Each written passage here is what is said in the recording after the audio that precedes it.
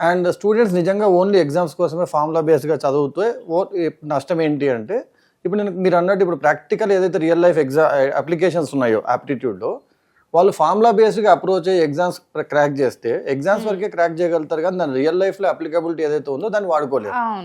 ఒక చిన్న ఎగ్జాంపుల్ చెప్పాలి అంటే నేను ఎప్పుడైనా కాలేజెస్కి వెళ్ళినప్పుడు కూడా చాలా మంది స్టూడెంట్స్ మాకు ఇంతకుముందు ఒక సార్ వచ్చారు, ఒక మేడం వచ్చారు, వాళ్ళు మ్యాథమెటిక్స్ లో మ్యాజిక్స్ చేశారు, మ్యాథమెటిక్స్ లో ట్రిక్స్ చేశారు అంటుంటారు.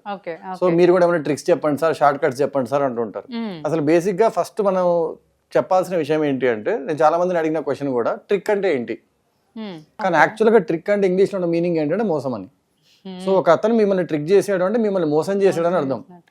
సో యాప్టిట్యూడ్ అనేది మనం వేరే వాళ్ళ చేత మోసపోకుండా ఉండడానికి నేర్చుకునేది కానీ వాళ్ళతో మోసపోవడానికి కోసం కాదు. ట్రిక్స్ ఎవరు చేస్తారు? మెజిషియన్స్ చేస్తారు. లేనిదాన్ని ఉన్నట్టుగా భ్రమ కల్పించి ఆ నిమిషంలో వాడు ట్రిక్ చేసి వెళ్ళిపోతాడు. తర్వాత 10 నిమిషాలతో ఆలోచించి ఇంతే కదా లాజిక్ తెలుస్తుంది. అలాగే మ్యాథమెటిక్స్ లో కూడా ప్రతి ట్రిక్ కానీ ప్రతి షార్ట్ కట్ కానీ యాక్చువల్ గా లాజిక్ అనేది ఒకటి ఉంటుంది. ఆ లాజిక్ మనకు అర్థం కానంత వరకు అబ్బా అతను ఏదో చేసేసాడు అని అనుకుంటూ ఉంటాం.